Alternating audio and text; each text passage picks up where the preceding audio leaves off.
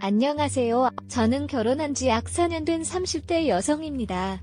남편과는 몇 년 전 사회 동호회에서 만나 1년 정도 교제한 뒤 결혼하게 되었습니다. 결혼 전엔 서울의 작은 회사에서 비서로 일했으나 결혼 후 남편 직장이 있는 지방으로 이사하게 되었습니다. 주말 부부로 지내려 했으나 남편의 강력한 반대로 퇴사하고 이사를 했습니다. 현재는 집에서 부업 및 집안일을 하고 있습니다. 이뿐만 아니라 바로 옆집이 시어머니 집이어서 낮에는 거의 시댁에 있습니다. 제가 대학교 다닐 때 부모님 두 분이 교통사고로 돌아가셨고, 심지어 제가 외동딸이라 혼자 있으면 외로움을 많이 타는 편입니다. 제 이러한 사정을 알고 계셔서 그런지 시어머님 두 분 다 저를 많이 사랑해 주십니다. 결혼 준비할 때도 시어머님께서 친정 어머니처럼 모든 것을 챙겨주시고 도와주셨습니다. 혼수에 단도하지 말고 앞으로 살면서 저희 부부 필요한 것을 쓰라며 용돈을 더 주셨습니다. 그렇게 매일같이 시어머니와 같이 장도 보고 요리도 배웠습니다. 그렇게 시어머니와 정이 많이 들기도 전에 급성 백혈병으로 시어머니께서 하늘나라로 가셨습니다. 이때가 제가 시집 온 지 5개월 정도 되었을 때였습니다.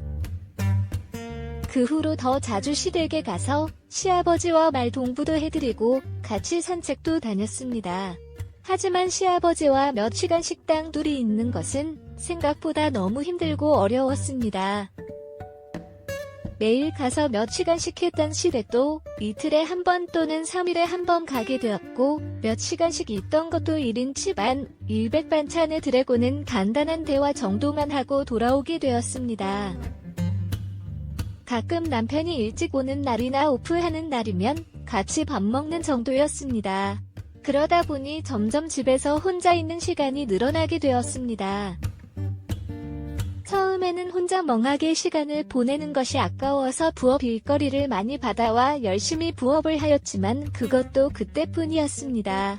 집에 외롭게 혼자 있는 것이 싫어서 동네를 걸어다니면서 하루하루 시간을 보내고 있었습니다. 그러다가 근처에 한 잔에 1,000원 아가이 작고 이쁜 카페가 생겼습니다. 남편이 출근하거나 야간 근무를 하고 와서 잠이 들면 간단히 해야 할 집안일을 마무리 지어놓고 노트북을 들고 카페로 갑니다. 노트북으로 인터넷을 하면서 커피 한 잔을 하는 시간이 너무 행복합니다. 좋았습니다. 1,000원짜리에서 양도 적고 가끔 눈치도 보이긴 했지만 그래도 너무 좋았습니다.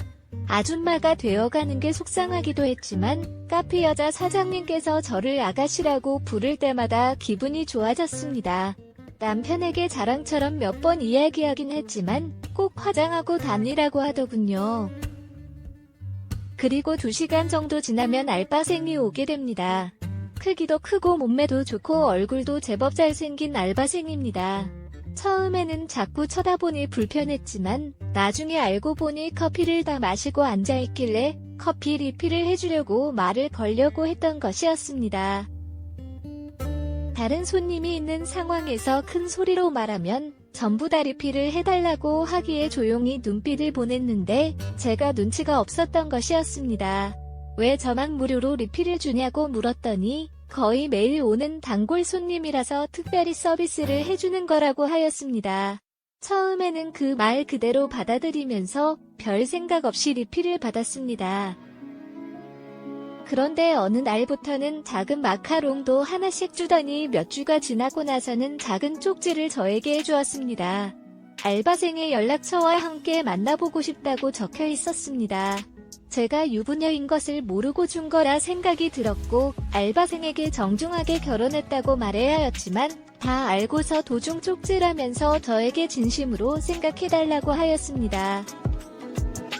아니라고 거절을 하고 나왔지만 오는 길 내내 가슴이 설레입니다. 정말로 면역 느끼는 애틋한 감정이 듭니다. 그냥 웃고 넘길 해투빙이라고 어릿속으로 정리를 하였지만 계속해서 머릿속에서 그 알바생의 얼굴이 맴돌고 카페도 가지 않고 일주일을 넘게 고민을 하다가 조심스럽게 그 전화번호로 연락을 하게 되었습니다. 제 목소리를 단번에 알아채고 계속 학회에 오지 않길 4번 거절당한 줄 알고 너무 속상했다고 하였습니다. 전화를 줘서 너무 고맙다며 어디냐고 물었습니다. 남편은 야간 근무를 하고 있으니 집에 혼자 있다고 하였습니다. 집 앞으로 찾아올게 며 주소를 물었고 한참을 고민하다가 주소를 알려주었습니다. 30분쯤 지나서 그 알바생이 집 앞으로 찾아왔고 밖에서 잠깐 만나서 이야기를 나누다가 동네 사람들 눈도 있고 해서 알바생을 집으로 데리고 들어왔습니다. 커피 한 잔을 하겠냐? 며 물었더니 하루 종일 커피를 만들고 마셔서 싫다면서 가방 속에서 맥주를 꺼내는 것이었습니다. 제 치밀한 준비성에 저도 모르게 빵 터져버렸고 그렇게 맥주 한 잔을 하면서 서로 가까워졌고 마치 서로의 마음을 확인한 듯하며 격려를 주고받았습니다. 그 결과 우리는 사랑을 나누게 되었습니다. 여러 번의 사랑을 나누었습니다. 쉴반체인지 네 번째라는 것을 모르겠지만 여전히 사랑을 나누고 있었는데 시아버지께서 야구방망이를 들고 집으로 들어오셨습니다. 시아버지는 그 알바생이 저를 단간하는 줄 알고 야구방망이로 때렸습니다. 결국 모든 진실을 알게 되셨습니다. 시아버지께서는 저희 집에서 여자 비명 소리가 나길래 도둑이 든 줄 알고 주무시다가 급하게 달려오신 것이었습니다. 소리를 크게 냈다고 생각하지 않았는데 어쨌든 그 소리 때문에 걸리게 되셨습니다. 시아버지는 그 알바생에게 때려서 미안하다고 사과를 하시면서 가시는 저와 만나지도 연락도 하지 말라면서 경고를 하고 사는 집에서 내보냈습니다. 그리고 저와 이야기를 하자고 하시더군요. 어찌됐든 남편도 모든 사실을 다 알아야 되지 않겠냐며 아무 말도 못하고 있던 저에게 사이 남편 퇴근하면 같이 집으로 오라고 하시면서 집에 가시려고 일어서셨습니다. 정말 딱 한 번의 실수였다며 다시는 이런 일은 없을 거라고 한 번만 용서해달라고 말씀을 드렸습니다. 시아버지께서는 본인이 용서하고 말고의 문제가 아니라며 미안하다고 하시면서 신발을 신으시고 꽂으셨고 저도 속옷은 잊지도 못한 채 외투만 챙겨 있었는데 시아버지를 따라서 시댁으로 갔습니다. 거실에서 무릎을 꿇고 잘못했다면 여러 번 동감 아닌 달라고 말씀을 드렸지만 할 말이 없다고 하시고 안방에 들어가서 침대에 누우셨습니다. 한참 동안을 무릎을 꿇고 고민의 한 끝에 입고 있던 외투를 벗고 조용히 침대로 가서 누웠습니다. 마음대로 하시고 한 번만 도와달라고 하였습니다. 시아버님은 주무시는 것처럼 보였지만 거친 숨소리에서 제 말을 들었으며 알 수 있었습니다. 눈을 감고 조용히 기다리고 있었습니다. 아무 말씀 없이 저를 만들게 시작하셨습니다. 그렇게 저는 시아버지의 요구하시는 대로 순순히 움직이기 시작했습니다. 끝난 것 같아 옷을 입고 집에 돌아가려고 하였더니 조용히 자고 가라고 하셨습니다.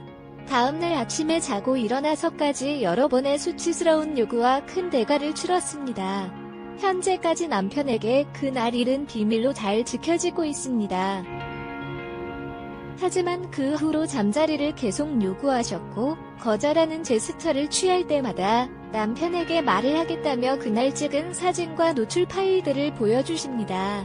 그 외에 수시로 제 몸을 만지고 가시거나 남편이 없는 시간대에 낮은 밤이 드노셔서 그 짓을 하고 가십니다.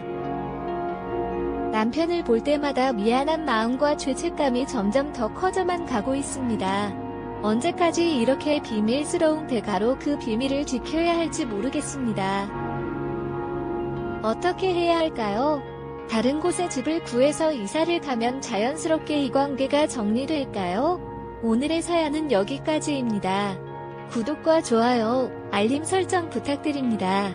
긴 글을 읽어주셔서 감사합니다. 그덕화 좌약판물 아주 사말린 삭감 같고 꿈을 놔주세요야.